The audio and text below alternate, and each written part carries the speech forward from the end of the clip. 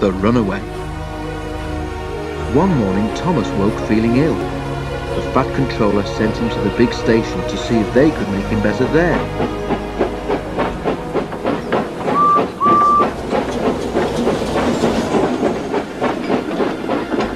Then he went to see Duck. "I want you to go and help Percy and Toby while Thomas is ill," he said. "Donald and Douglas will do your work here until Thomas comes back." Duck was delighted. He knew Percy already, and it wasn't long before he'd made friends with Toby, Terence and Bertie. They soon made Duck welcome, and he laughed when they told him how Thomas had once left their guard behind at the junction.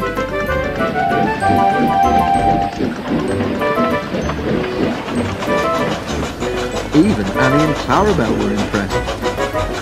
"Such nice manners," they told each other. "It really is a pleasure to go out with him."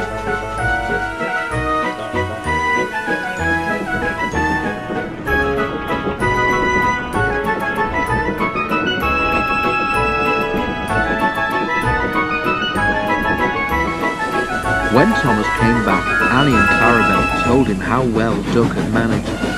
Though Thomas was jealous at first, he was so pleased to be home that he soon forgot it. The works had left Thomas's handbrakes very stiff. It made his brakes seem as if they were on, when in fact they weren't.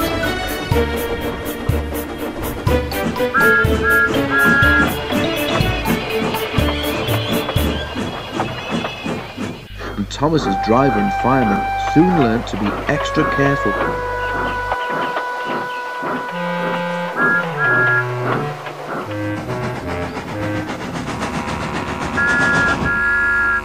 But one day, Thomas's fireman was ill, and a relief man took his place. At the junction, Thomas ran round Annie and Clarabelle. While his driver chatted to the station master on the platform, the fireman fastened the coupling. The driver had told him about Thomas's brake, but unluckily he had forgotten. When he had finished with the coupling, he joined the driver and station master on the platform. Thomas simmered happily. In the distance, Henry appeared. At that moment, Thomas felt his wheels begin to move. He tried to stop, but he couldn't without his driver and fireman. He tried to whistle a warning, but he couldn't do that either. The guard, driver and the fireman were all stranded. The empty coaches shrieked as they rounded the curve, but Thomas, with plenty of steam, kept on going. The signalman at the junction soon realised what had happened and sent a message along the line. An inspector prepared to stop the runaway at the station near the airfield where Harold the helicopter stood. Quickly, the inspector climbed aboard Harold and they took off. "I must get there in time, I must," he whirred anxiously.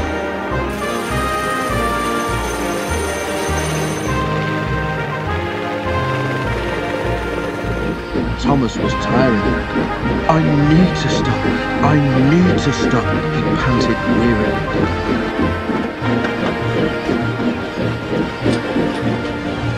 As they neared the station, Thomas saw Harold land and the inspector run towards the platform where he stood waiting. This time Thomas entered the station slowly enough for the inspector to act. Running beside the train, he judged his moment, jumped and scrambled into Thomas's cab.